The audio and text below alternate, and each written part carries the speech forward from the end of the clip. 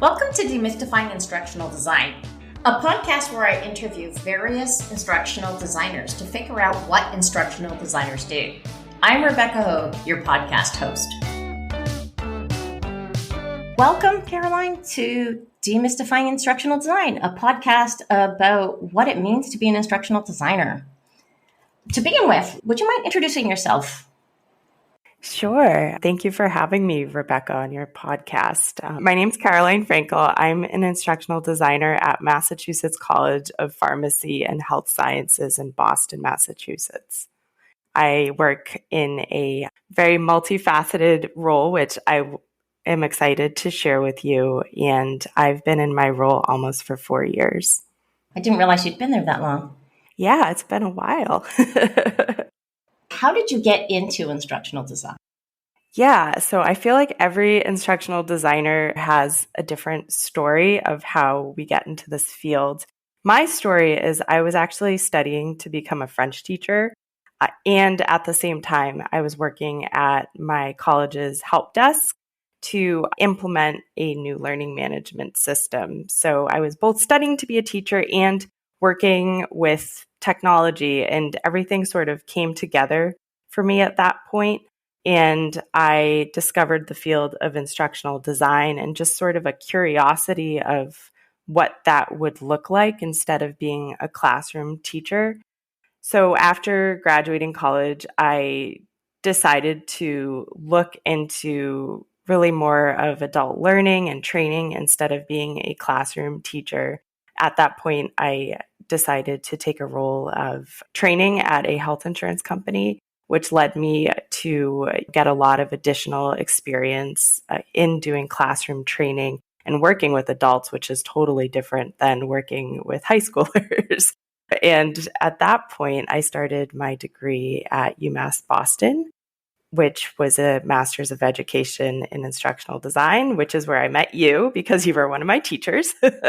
And we've stayed in touch since then. And I think it's really been, nice getting to learn from you as well as others at UMass Boston. Since then, as I mentioned, I work at a university now in instructional design, doing a lot of different things with working with faculty, helping them with their developing learning, building courses. Navigating the pandemic has really been something I've been really honored to work at a university while dealing with a lot of challenges that have come out of COVID-19 and sustaining learning throughout the pandemic and really examining what the new normal will look like in order to build equitable, effective, and fair courses for students. It's really been an interesting journey, I think, my career so far. And I think the pandemic has, for a lot of people across industries, has really changed things quite a bit in terms of how I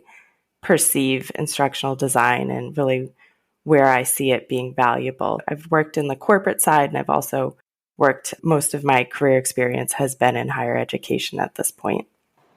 When somebody asks you, what do you do? How do you describe that? So what do I do? That's a hard question in instructional design. And I feel strongly that there is not a one-size-fits-all answer. What I do is I work with faculty. I coach them in a university to help them produce effective, measurable, and engaging learning experiences for their students. So I like to think of myself sitting at the intersection of technology, educational psychology, and technology, if I didn't mention it, to help them make decisions on how they're going to be imparting their knowledge to students and really structuring it using instructional design frameworks to package their learning in a way that will work, really helping subject matter experts get away from just information transfer and thinking more strategically of how to make their content transferable and how to measure that learning actually occurred, and being strategic with the technology and helping faculty and subject matter experts make decisions based on research that I've done as well as experiences that I've had of what works and what does not work with online learning. For me, every day looks a little a little different. That's kind of in a nutshell, I'd say, what I do. What are your typical tasks? Okay, so my typical tasks every day looks a little different. My calendar always looks a little different. I would say I do a lot of consultations where I'm having meetings with faculty on how to use different technology. I have a lot of meetings where I am working with faculty on how to better organize and structure courses. I would say recently I have had a lot of people reach out to me when they have inherited a course that they did not build or design, and they are trying to make it their own, or they're trying to kind of figure out how it was put together and spotting areas in the course that need to be improved. So I really counsel them through the process of identifying issues and ultimately correcting them. I do a lot of troubleshooting. I would say that, if we're talking challenges, I would say that a lot of instructional designers, because we're so resourceful with technology, a lot of times we do become inclined to help with everything. So I would say I do a lot of troubleshooting with technology. I really try to field as many questions as possible because I feel that I have a responsibility to do that when I do know I do know how to troubleshoot something. So I would say that a lot of troubleshooting in my job. And then I develop a lot of training for my university, for the faculty across my university. So I am constantly thinking about what's the next training opportunity that will develop and thinking more strategically of how we can offer training as an organization. So it's a balance of helping instructors create stuff, but you also are creating stuff yourself. Yes, definitely. It's definitely a balance of that. In my role right now, I am not responsible, with a couple exceptions. Typically, I'm in an advisory role, I would say, because of the scope, the size of my team, as well as the scope of our university. I don't have any courses that I own in entirety, but I have certain programs that I work closely with. I work a lot with my university's nursing program. We have a business program as well that I've developed a partnership with in a lot of different ways. I have some frequent flyers that just reach out to me for help and really tapping my brain on different things. So I would say, yeah, it's a mix of primarily, I would say, advising our faculty to navigate a lot of really complex situations. And I would say probably a third of my role would be training development, where I'm actually building my own training. So you mentioned that you work on a team. And so what other sort of professionals are on your team? So my team is comprised of me, Senior Instructional Designer. We have another instructional designer on our team who's also a senior instructional designer and does project management. And we have an instructional technology specialist who is specialized in instructional technology. And we work closely together as a team to make sure that we're able to find appropriate learning solutions as well as technology solutions. So I think we're constantly navigating, honestly, our roles and where our lines are respectively when instructional design becomes instructional technology and vice versa. It's pretty fluid, I would say. What kind of projects do you find fun? What do you enjoy doing the most? I would say I find it fun when I am working with somebody who is obsessed with the student experience. I find those situations very fun when I'm working with somebody that is really interested in how the learner is experiencing their course, or if they're developing training, whatever it might be. But just I find that partnership when I'm working with somebody who's very curious about how the learner experience is in their event. I find that very enjoyable. I'm actually working one of the projects I'm working on that I think has been very fun and interesting is supporting a high flex course that is becoming more and more of a normal in universities, where you have part of your course is your in-person instruction is being live streamed to a remote audience, and you also have students that are physically present in the classroom, and students have a choice of how they'll be attending the class, whether they're doing it remotely or whether they're attending in person. So I think that's been very fun, kind of learning more of what high flex entails and some of the challenges that are associated with it, and ensuring that both remote students as well as in-person students are having the same experience in the environment that they're in. So that's been very fun. I think that's interesting because that's sort of one of those innovations in instructional design that COVID really struck, right? Because we talked about doing some of this hybrid stuff where you had this, we called it back then not high flex, we called it hybrid, in-person, face-to-face, where you've got a mix of both. But that was always a really tough nut to crack. Yeah. And then COVID made us have to crack it. Yes. And so that I think has been interesting. And I think there's going to be a lot of research coming out of that in the next couple of years definitely. Of what are the best practices? Like what are the better practices, I would say. Yeah. Better practices in this area. What would you call your niche? I'm still figuring it out. But I would say my niche is being able to sit in a lot of different hats at the same time. And I'll explain that. I feel like I'm really great at being able to talk to everybody. Like I can talk to our IT teams. I can talk to our faculty, really sitting in other people's shoes. Is that the expression? Sitting in somebody else's shoes and being able to navigate technology, teaching, being a student. I feel like that's kind of my superpower in instructional design is I've kind of been in all of those situations where I have had to deal with really complicated technology and troubleshooting it, and being on the IT side where really implementing a lot of different systems and being responsible for it. I have sat on the side where I'm directly teaching and trying to transfer knowledge to students or to learners.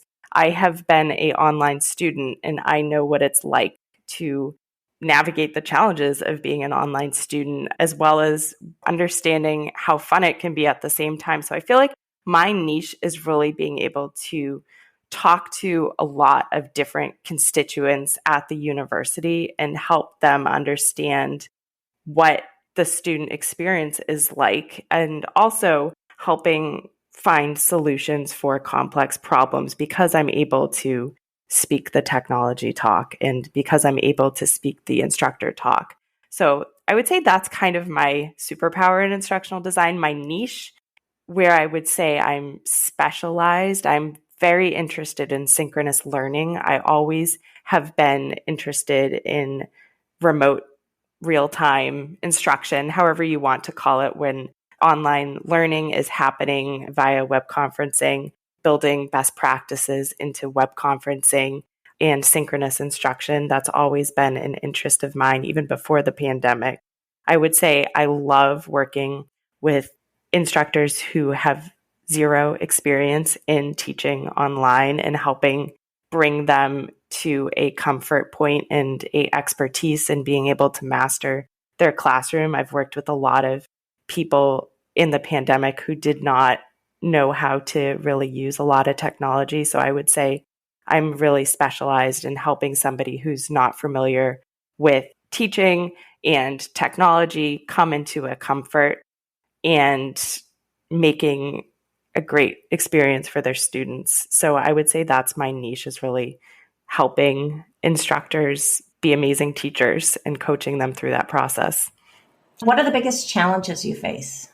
Biggest challenges I face, I think sometimes in instructional design, in an advisory role, when you're helping advise faculty or other individuals on how to develop learning when the relationship isn't defined of what an instructional designer does, what an instructional designer doesn't do. I think sometimes it can be challenging when you're giving a lot of advice, but you're not owning the project. So whether or not your advice is followed can be challenging. So I think it's really important.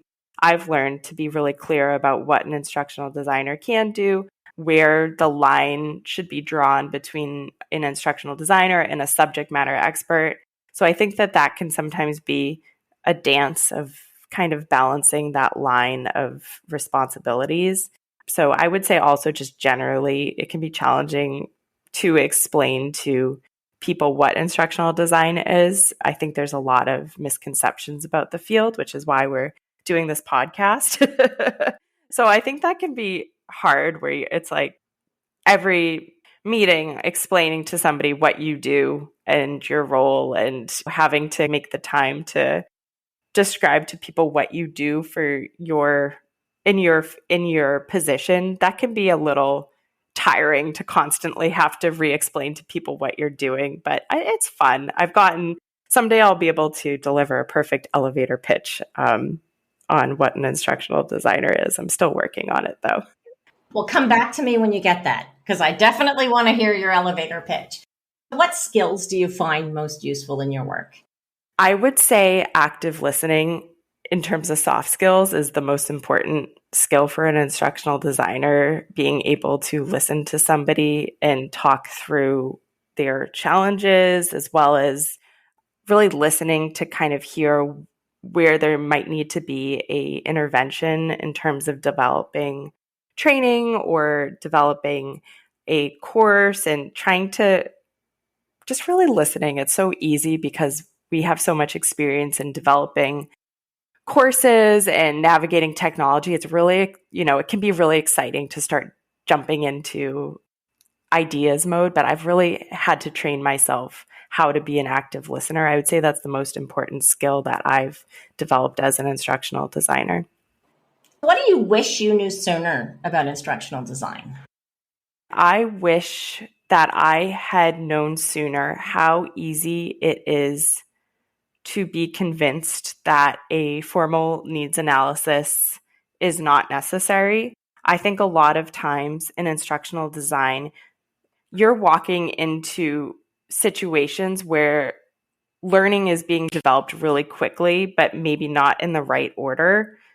It's kind of hard to explain, but we're formally trained in a process that often doesn't exist in the real world. Like organizations don't necessarily understand how an instructional designer is trained, where we are doing a needs analysis of, okay, what is the learning need, and what are our goals and how we'll measure the goals. And we are trained in a really specific process. And I think what I've learned in instructional design and working with others who are trying to build courses is a lot of times they don't have that training and the background that we have.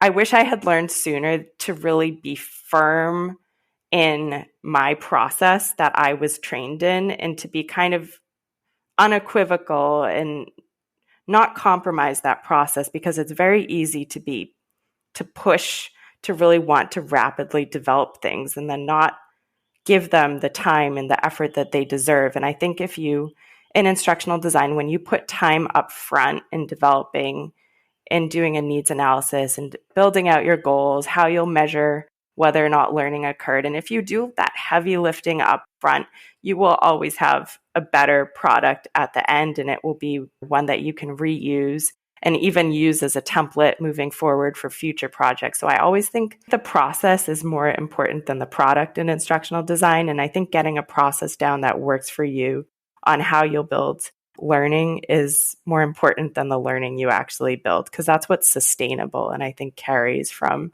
situation to situation. What advice would you give new instructional designers?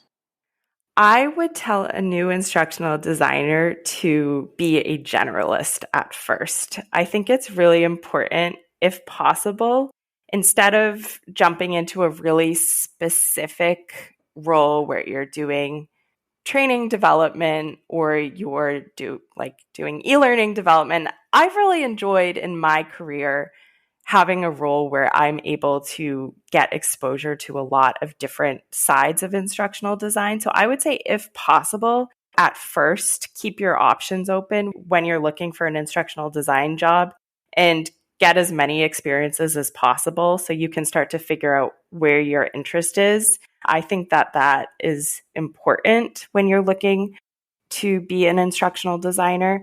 I would say other advice I always give to instructional designers is to not develop an inferiority complex. I see that a lot with instructional designers, where a lot of instructional designers, I think, get insecure about what they know and what they don't know and what technology they know and how much, educational psychology they know or instructional design theory they know. I think it's just really important for all of us to constantly be improving what we know and reading research.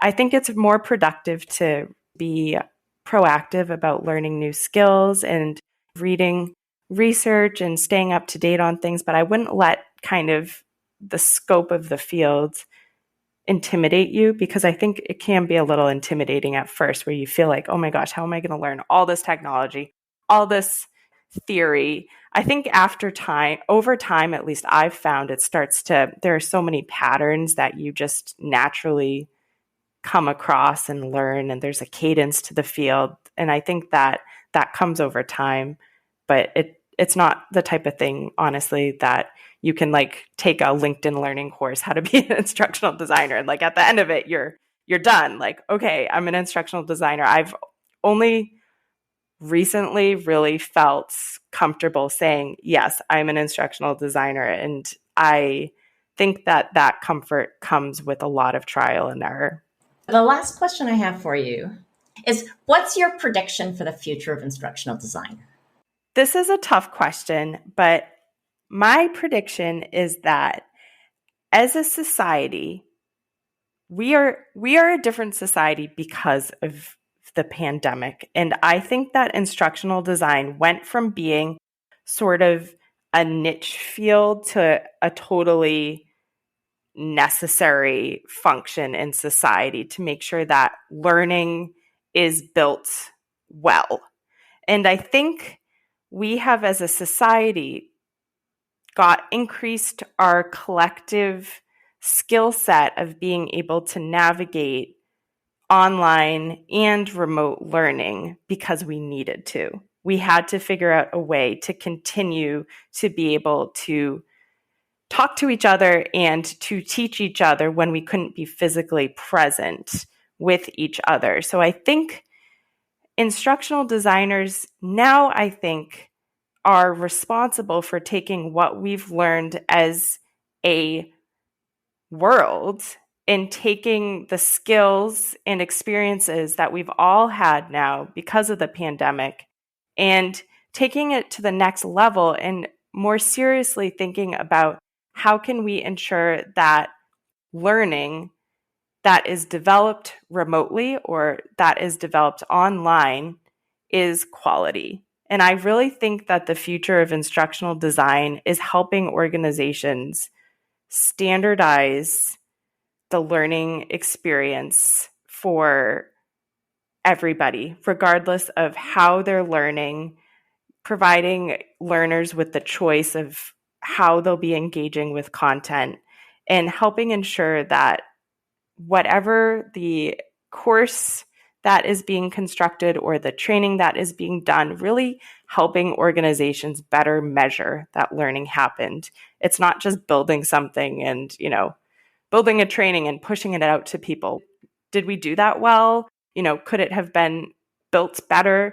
Helping organizations really do needs analysis and figure out, okay, what training needs to be built, what improvements need to be made. I just think instructional designers are going to find themselves being more recognized in organizations as critical pieces of companies and of universities, and really as leaders to help move things to the next level, because at this point, most of us have gotten comfortable with doing things remotely or virtually, but what's next, and how can we actually take these methods of instructional design and put them into practice? And as you said earlier, there's going to be a lot of research that comes out, and there already is, on the implications of COVID-19 in instructional design, in learning across industries. And I think that we'll continue to see research that comes out of major successes that have come out of instructional design, but also major challenges that have emerged, and how can we make learning fairer and really guarantee that learning occurs. And that's a challenging thing. So I think that we're going to continue to be really instrumental in making sure that the next 10 years of learning and what that landscape will look like, and really defining what that learning landscape looks like. So that's my prediction. Thank you so much for your willingness to come on this podcast and share your experiences. Thank you so much for having me. I really enjoyed our conversation. You've been listening to Demystifying Instructional Design, a podcast where I interview instructional designers about what they do. For show notes, go to demystifyinginstructionaldesign.com. If you enjoyed this podcast, please subscribe. Thanks.